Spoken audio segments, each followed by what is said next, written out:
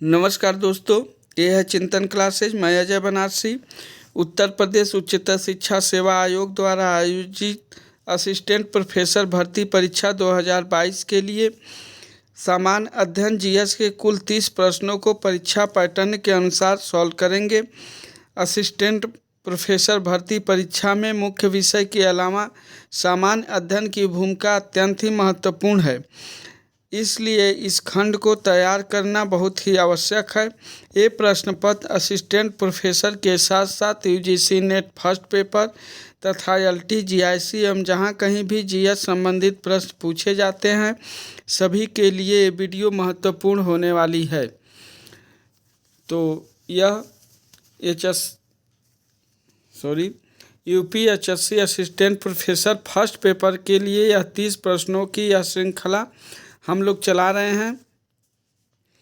यह practice set number आज 28 है। इसके पहले हम लोगों ने कुल 27 प्रैक्टिस सेट जो कि इसी चैनल चिंतन क्लासेज पे डाले हुए हैं। जो लोग ना देखे हों, सारे वीडियो को देख लीजिए। सारे वीडियो बहुत ही महत्वपूर्ण हैं। आपको यहाँ से सेम प्रश्न एग्जाम में देखने को मिलेंगे। और जो लोग चैनल पे नए हों, चैनल को सब्सक्राइब कर लें और बेल आइकन प्रेस कर लें ताकि जो भी वीडियो डाली जाए वो आप तक पहुंच सके। देखिए, यूट्यूब पे यह फ्री क्लास हम चला रहे हैं। आप इसी प्रश्नों को और इसी तरीके के प्रश्नों को पढ़ने के लिए आप 2000, 4000, 10,000 रुपये दे करके कोचिंग करेंगे, ऑनलाइन ऑफलाइन। यहाँ पे आपको फ्री में ये सारे प्रश्न और प्रैक्टिस सेट मिल रहे हैं। तो आप सभी लोग इस वीडियो को अवश्य देखें और वीडियो को ज़्यादा से ज़्यादा शेयर करें। और जो लोग हिंदी के हों, हिंदी में यूजीसी नेट और यूपीएचएससी फर्स्ट पेपर के साथ साथ सेकेंड पेपर हिंदी का इस समय हम लोग कहानियों का वाचन कर रहे हैं। इसी चैनल पे सारी कहानियाँ आपको हम लोगों ने वहाँ पे 5-7 कहानियों का वाचन कर चुके हैं। तो आप लोग उसको भी जा कर के देख सकते हैं। और यहाँ पे फर्स्ट पेपर के लिए ये प्रैक्टिस सेट चलाई जा रही है। तो आइए हम लोग प्रारंभ करते हैं आज के इस प्रैक्टिस सेट नंबर 28 का। प्रश्न संख्या 1 प्रश्न है, निम्नलिखित में से किसमें ओजोन की सर्वाधिक सांद्रता मिलती है? तो यह प्रैक्टिस सेट नंबर 28 का प्रश्न संख्या 1 का सही उत्तर हो जाएगा option C, stratosphere. Option C सही हो जाएगा 1 का। प्रश्न संख्या 2 प्रश्न 2 है, निम्नलिखित में से कौन सही सुमेलित नहीं है? नहीं शब्द को याद रखिएगा कि इसमें से कौन सा सही सुमेलित नहीं है। तो 2 का सही उत्तर हो जाएगा ऑप्शन, देखिए, प्रथम विश्व जलवायु सम्मेलन 1979, प्रथम पृथ्वी शिखर सम्मेलन एजेंडा 21, पृथ्वी शिखर सम्मेलन +5 1997। तो ये तीनों सही है, जबकि इसका सही उत्तर हो जाएगा ऑप्शन डी, कार्बन व्यापार मॉन्ट्रियल प्रोटोकॉल। यह सही नहीं है।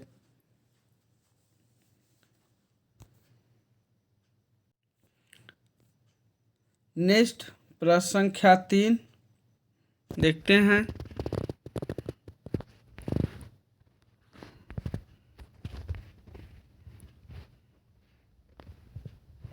प्रश्न संख्या 3, प्रश्न थोड़ा सा बड़ा है।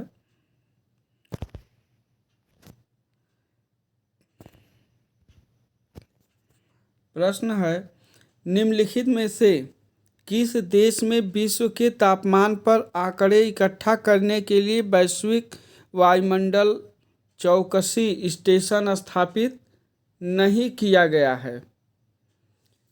निम्न में से किस देश में विश्व के तापमान पर आंकड़े इकट्ठा करने के लिए वैश्विक वायुमंडलीय चौकसी स्टेशन स्थापित नहीं किया गया है? तो प्रश्न संख्या 3 का सही उत्तर हो जाएगा ऑप्शन डी, भारत में, यह भारत में स्थापित नहीं है। बाकी अल्जीरिया, ब्राज़ील और केन्या तीनों जगह स्थापित किया गया है। नेक्स्ट प्रश्न संख्या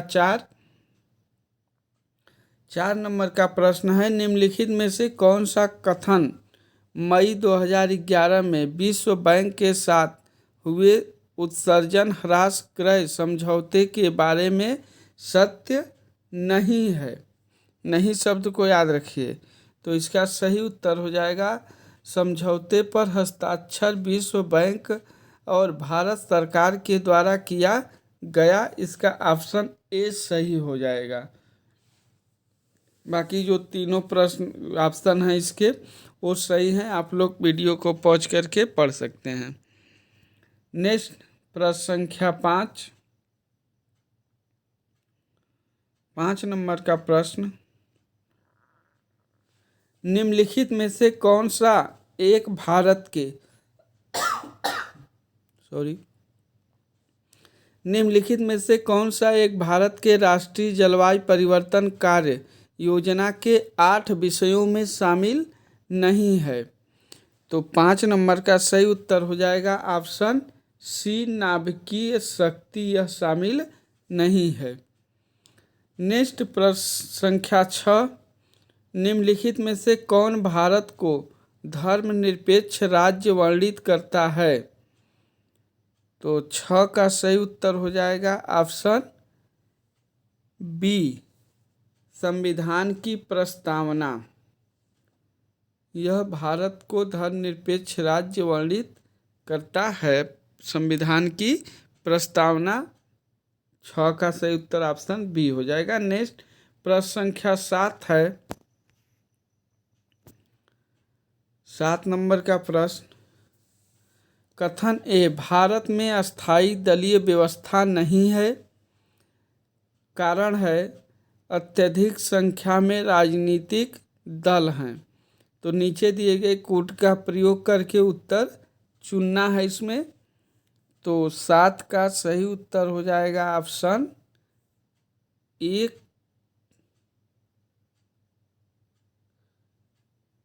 एक और आर दोनों सही हैं, और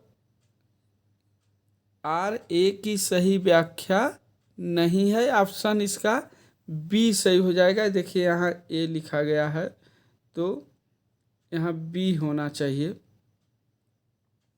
प्रिंटिंग मिस्टेक है। ए और आर, यहाँ ए और आर दोनों सही हैं, और ए आर जो है ए की सही व्याख्या नहीं है। ऑप्शन इसका बी सही हो जाएगा दूसरे नंबर का। तो 7 का सही उत्तर हो जाएगा ऑप्शन बी, प्रिंटिंग मिस्टेक है थोड़ा। नेक्स्ट प्रश्न संख्या 8, सरकारों द्वारा शुल्क एवं कर लगाने का अधिकार संविधान की किस अनुसूची में उल्लिखित है? तो यह कर लगाने का अधिकार संविधान की 7वीं अनुसूची में है। ऑप्शन बी इसका सही हो जाएगा। नेक्स्ट प्रश्न संख्या 9 है, भारत का सबसे महत्वपूर्ण खनिज युक्त रॉक तंत्र है। तो 9 का सही उत्तर हो जाएगा ऑप्शन बी, धारवाड़ तंत्र। ऑप्शन बी इसका सही हो जाएगा। नेक्स्ट प्रश्न संख्या 10, देखिए सारे प्रश्न कहीं न कहीं एग्जाम में पूछे गए हैं, इसलिए सारे प्रश्न बहुत ही महत्वपूर्ण हैं, और यह सेम जैसे प्रश्न पूछे गए हैं वैसे ही मैं वहाँ से ले लिया हूँ इसको।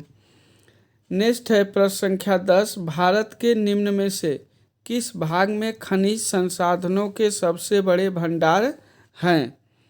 तो 10 का सही उत्तर हो जाएगा ऑप्शन डी, दक्षिण पूर्व में। प्रश्न संख्या 10 का सही उत्तर हो जाएगा ऑप्शन डी। नेक्स्ट प्रश्न संख्या 11 है, निम्नलिखित राज्यों में से कौन सा राज्य का प्रथम जैविक राज्य घोषित हुआ? तो 11 का सही उत्तर हो जाएगा ऑप्शन डी, सिक्किम। कौन सा राज्य प्रथम जैविक राज्य घोषित हुआ था? तो यह है सिक्किम, ऑप्शन डी सही हो जाएगा। नेक्स्ट है प्रश्न संख्या 12, हरियाली योजना संबंधित है। तो 12 का सही उत्तर हो जाएगा ऑप्शन डी, जल प्रबंधन से। जल प्रबंधन से हरियाली योजना का संबंध है, ऑप्शन डी। नेक्स्ट प्रश्न संख्या 13 है, लवण प्रभावित मृदाओं का सर्वाधिक क्षेत्रफल वाला राज्य। तो इसका सही उत्तर हो जाएगा ऑप्शन डी, गुजरात। नेक्स्ट है प्रश्न संख्या 14, किसके शासनकाल में सबसे अधिक मंगोल आक्रमण हुए?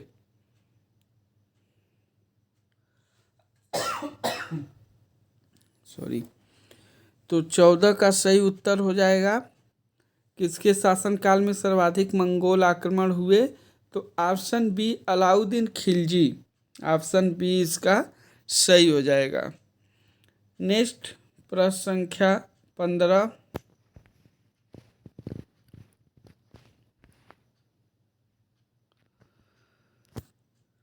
15 नंबर का प्रश्न है, शाम 1329 और 1330 के बीच किसने तांबे के सिक्के के रूप में प्रमाण स्वरूप मुद्रा, सांकेतिक मुद्रा प्रचलित किया? तो 15 नंबर का क्वेश्चन है, तो 15 का सही उत्तर हो जाएगा ऑप्शन सी, मोहम्मद बिन तुगलक ने तांबे के सिक्के के रूप में सांकेतिक मुद्रा का प्रचलन किया था, मोहम्मद बिन तुगलक ने। देखिए इसमें ये शाम नहीं होगा, ये थोड़ा सा प्रिंटिंग मिस्टेक है, ये सन है। सन 1329 से 1330, सन 1329 से 1330 के बीच किसने तांबे के सिक्के के रूप में प्रमाण स्वरूप मुद्रा, सांकेतिक मुद्रा का प्रचलन किया था? तो ये प्रिंटिंग मिस्टेक थोड़ा से गलत हो गया है। तो यह सन 1329 से 1330 के बीच किसने सिक्के के रूप में प्रमाण स्वरूप सांकेतिक मुद्रा का प्रचलन किया? तो इसका सही उत्तर हो जाएगा 15 नंबर का ऑप्शन सी, मोहम्मद बिन तुगलक ने सन 1329 से 1330 के बीच सांकेतिक मुद्रा का प्रचलन, तांबे के सिक्के का सांकेतिक मुद्रा के रूप में प्रचलन किया था। ऑप्शन सी सही हो जाएगा। नेक्स्ट प्रश्न संख्या 16 देखते हैं हम लोग, दिल्ली के प्रथम सुल्तान कौन था? दिल्ली का प्रथम सुल्तान कौन था जिसने दक्षिणी भारत को पराजित करने का प्रयास किया? तो 16 का सही उत्तर हो जाएगा option Alauddin Khilji, option A इसका सही हो जाएगा। नेक्स्ट प्रश्न संख्या 17, 9वीं शताब्दी ईस्वी में निम्नलिखित में से किसके द्वारा चोल साम्राज्य की नींव डाली गई? तो 17 का सही उत्तर हो जाएगा ऑप्शन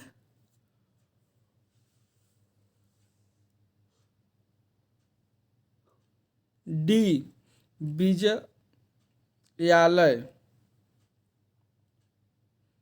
विजयालय के द्वारा चोल साम्राज्य की नींव डाली गई। नेक्स्ट है प्रश्न संख्या 18 देखते हैं, वह अवस्था जिसमें मुद्रा का मूल्य गिर जाता है और कीमतें बढ़ जाती हैं क्या कहलाता है?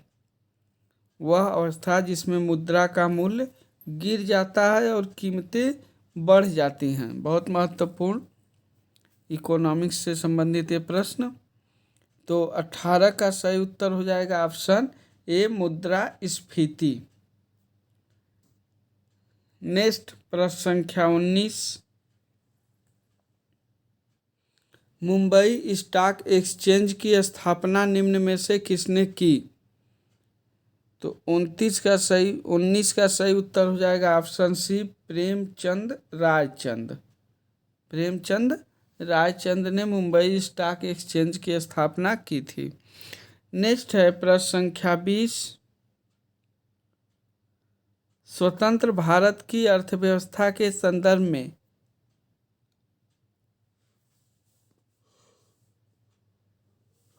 निम्नलिखित में से कौन सी एक सर्वप्रथम घटित होने वाली घटना थी?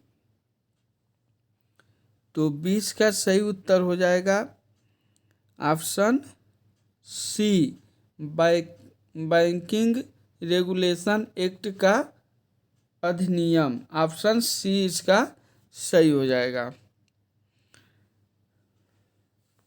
नेक्स्ट प्रश्न संख्या 21 है, त्रिभाषा सूत्र की सिफारिश किस समिति ने की थी? तो बहुत महत्वपूर्ण प्रश्न। 21 का सही उत्तर हो जाएगा दत्त समिति, राज समिति, राजमन्ना समिति, कोठारी। तो इसका सही उत्तर ऑप्शन डी, कोठारी समिति ने त्रिभाषा सूत्र की सिफारिश की थी।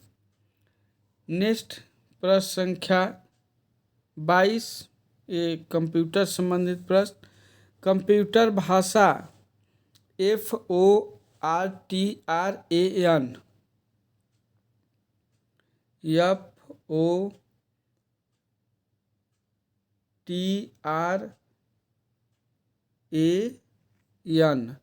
किस क्षेत्र में उपयोग किए जाते हैं?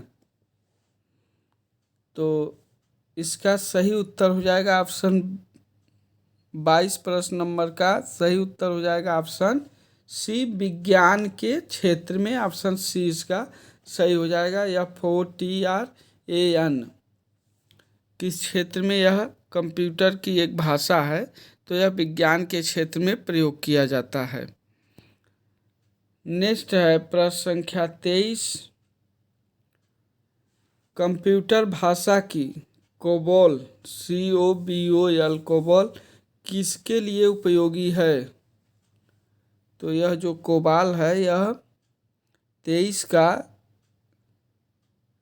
ऑप्शन व्यावसायिक क्षेत्र। ऑप्शन ए इसका सही हो जाएगा। व्यावसायिक क्षेत्र के लिए कंप्यूटर की यह भाषा कोबोल का उपयोग किया जाता है।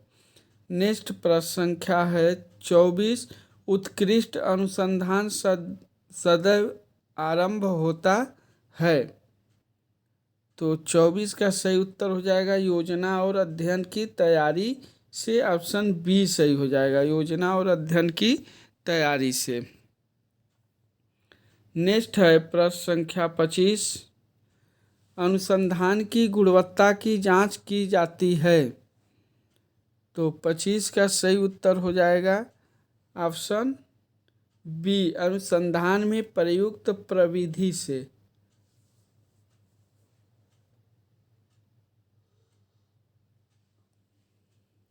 पच्चीस नंबर का सही उत्तर हो जाएगा ऑप्शन बी। प्रश्न संख्या 26 है, निम्न में से कौन एक शोधकर्ता की विशेषता नहीं है? शोधकर्ता कौन सी विशेषता नहीं है, यहाँ पे यह बताना है। तो 26 नंबर का सही उत्तर, वह एक विशेषज्ञ होता है ना कि सामान्य ज्ञान वाला। ये तो सही है। वह खोज के प्रयास में परिश्रमी तथा एकाग्र होता है, ये भी सही है। नेक्स्ट देखते हैं विकल्प 3 क्या कह रहा है। विकल्प सी है, वह अपने चुने गए क्षेत्र में अपनी निजी राय पर विश्वास नहीं करता बल्कि वह यथार्थ को स्वीकार करता है। ये भी सही है। उसकी रुचि तथा योग्यताओं में एकरूपता होती है, यह गलत है। तो ऑप्शन जो डी है 26 नंबर का, यह सही हो जाएगा उसका उत्तर। नेक्स्ट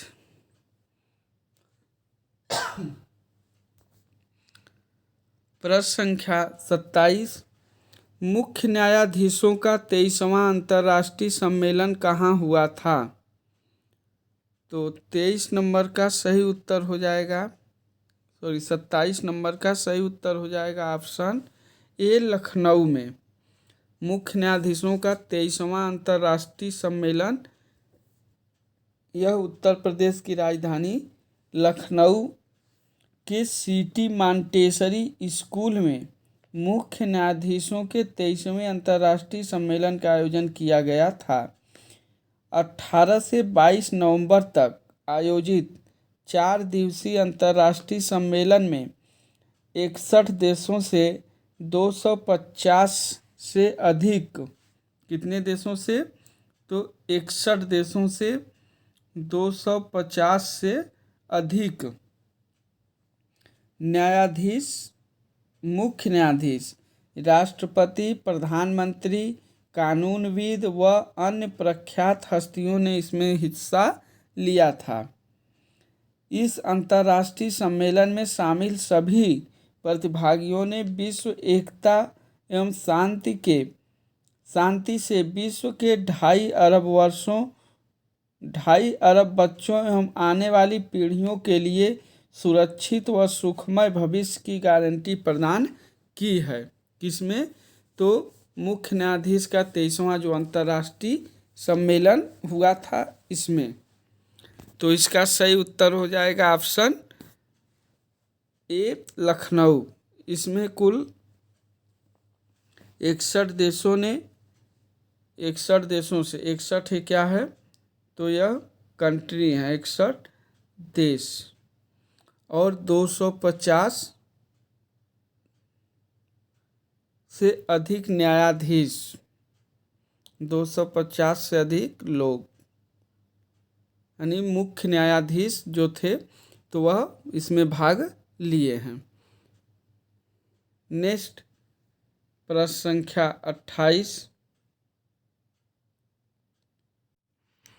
28 नंबर प्रश्न है कि भारत का निजी रॉकेट विक्रम यश कब लॉन्च किया गया था? सॉरी,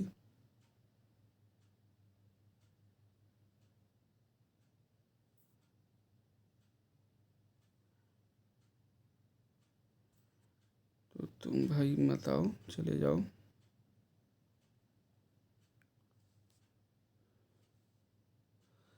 प्रश्न है भारत का निजी रॉकेट विक्रम यश कब लॉन्च किया गया था? तो सही उत्तर इसका हो जाएगा 18 नवंबर, 19, 15 नवंबर, 12 नवंबर। सही उत्तर हो जाएगा इसका ऑप्शन ए, 18 नवंबर। भारत का निजी तौर पर विकसित पहला रॉकेट विक्रम यश को 18 नवंबर 2022 को लॉन्च किया गया था। 18 नवंबर 2022 को यह लॉन्च किया गया था। विक्रम सब आर्टिबल यानी BKS या विक्रम यश को श्रीहरिकोटा, यह कहाँ है? तो आंध्र प्रदेश में, श्रीहरिकोटा आंध्र प्रदेश से लॉन्च किया गया था। स्काई रूट एयरोस्पेस अंतरिक्ष में रॉकेट लॉन्च करने वाली भारत की पहली निजी अंतरिक्ष कंपनी बन गई है। कौन? तो स्काई रूट एयरोस्पेस। निजी क्षेत्र के लॉन्च की शुरुआत को चिन्हित करने के लिए इस मिशन का नाम प्रारंभ रखा गया। क्या नाम रखा गया? तो प्रारंभ नाम रखा गया। इस मिशन के तहत विक्रम यश उपकक्षीय उड़ान में 3 उपग्रहों को ले गया, जिसमें एक विदेशी था। 3 उपग्रह विक्रम यश के साथ गए थे, जिसमें एक क्या था? तो विदेशी था। तो प्रश्न संख्या 28 का सही उत्तर हो जाएगा ऑप्शन ए, 18 नवंबर। नेक्स्ट प्रश्न संख्या 29 है कि 17वां वन्य जीव अभ्यारण्य के रूप में किस सरकार द्वारा अधिसूचित किया गया है। तो किसको अधिसूचित किया गया है? तो इसका सही उत्तर हो जाएगा ऑप्शन बी, तमिलनाडु सरकार को। देखते हैं इसमें तमिलनाडु सरकार ने 68,640 कितना, तो 68,640 हेक्टेयर 68,640 हेक्टेयर में फैले कावेरी दक्षिण वन्यजीव अभ्यारण्य को राज्य के 17वें वन्यजीव अभ्यारण्य के रूप में अधिसूचित किया गया। यह कृष्णागिरी और धर्मपुरी के आरक्षित वनों में से एक क्षेत्र को कावेरी दक्षिण वन्यजीव अभ्यारण्य के रूप में अधिसूचित किया गया है। इसमें 9 अधिसूचित वन्यजीव अभ्यारण्य 686.406 वर्ग किमी के क्षेत्र में फैला है, जो 35 स्तनपायी और 238 पक्षी प्रजातियों का घर है। तो 17वां वन्यजीव अभ्यारण्य के रूप में इस तमिलनाडु सरकार के द्वारा यह अधिसूचित किया गया है। यह 68,640 हेक्टेयर क्षेत्र में फैला हुआ है। नेक्स्ट प्रश्न संख्या 30 और आज के इस प्रैक्टिस सेट का यह अंतिम प्रश्न होगा। प्रश्न है, श्योर पुल का उद्घाटन किसने किया? श्योर पुल, तो देखिए पहले हम लोग देखते हैं कि श्योर पुल है क्या। तो यह पूछ रहा कि इसका उद्घाटन किसने किया था श्योर पुल का। तो लद्दाख के लेह में स्थित श्योर पुल का उद्घाटन रक्षा मंत्री राजनाथ सिंह ने किया था। Option B. रक्षा मंत्रालय के मुताबिक दुरऊक, कौन सा? तो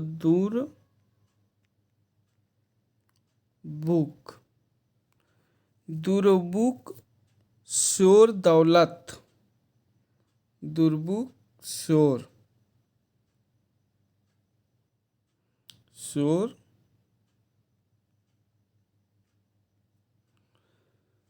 दुरबुक शोर दौलत बेग ओल्टी रोड पर 120 मीटर लंबा शोर सेतु तैयार किया गया है। यह क्लास 70 ब्रिज है, यानी इस पर 70 टन तक के वाहन और टैंक आसानी से गुजर सकते हैं। तो किस पे? श्योर पुल पे। करीब 14,000 फीट की ऊंचाई पर ये पुल बेहद सामरिक सड़क DSDBO पर तैयार किया गया है। किसको? तो श्योर पुल पर। और श्योर पुल का उद्घाटन किसने किया? तो राजनाथ सिंह, रक्षा मंत्री राजनाथ सिंह ने। कहाँ पे? तो लद्दाख के लेह में स्थित श्योर पुल का उद्घाटन रक्षा मंत्री राजनाथ सिंह ने किया था। तो इस प्रकार से हम लोगों ने कुल प्रैक्टिस सेट नंबर 28 में कुल 30 प्रश्नों को परीक्षा पैटर्न के सिलेबस के अनुसार हल किया। आप लोग को पता होगा कि UPSSC में फर्स्ट पेपर में 30 प्रश्न GS से संबंधित, बाकी 70 प्रश्न आपके सब्जेक्ट से संबंधित आते हैं। जो भी आपका सब्जेक्ट होगा, जिसमें आपने PG किया होगा, नेट क्वालिफाई किया होगा, PhD किया होगा, उसी सब्जेक्ट से 70 प्रश्न आपके पूछे जाते हैं। 30 प्रश्न आपके GS संबंधित प्रश्न पूछे जाते हैं। तो उन्हीं 30 प्रश्नों की हम लोग यहाँ पे प्रैक्टिस सेट के माध्यम से हल कर रहे हैं। और एग्ज़ाम को क्वालिफाई करने के लिए और इंटरव्यू में पहुँचने और इंटरव्यू को फाइनल क्रैक करने के लिए फर्स्ट पेपर बहुत ही महत्वपूर्ण है, क्योंकि आपको इंटरव्यू में सिलेबस के साथ साथ GS से भी आपको प्रश्न पूछे जाते हैं। सामान्य जानकारी भी आपसे लोग पूछते हैं, और फर्स्ट पेपर इतना महत्वपूर्ण है कि बिना इसके आप इसको इग्नोर करके आप असिस्टेंट प्रोफेसर तो हो ही नहीं सकते। इसलिए फर्स्ट पेपर यह जो 30 प्रश्न है बहुत ही मायने रखता है, तो इसको आप लोग इग्नोर नहीं कर सकते। तो इसलिए आप इन सारे वीडियो को बहुत ही बारीकी के साथ देखिए। आपको यहाँ से 99% चांस है कि आपको प्रश्न श्योर यहाँ से देखने को मिलेंगे। तो बस आज के लिए इतना ही। जो लोग चैनल पे नए हों चैनल को सब्सक्राइब कर लें और बेल आइकन प्रेस कर लें ताकि जो भी वीडियो डाली जाए वो आप तक पहुंच जाए। तो बस थैंक यू, आज के लिए इतना ही। आप लोग मस्त रहिए, पढ़ते रहिए। आपसे फिर मिलेंगे नेक्स्ट वीडियो में, तब तक के लिए धन्यवाद। थैंक्स।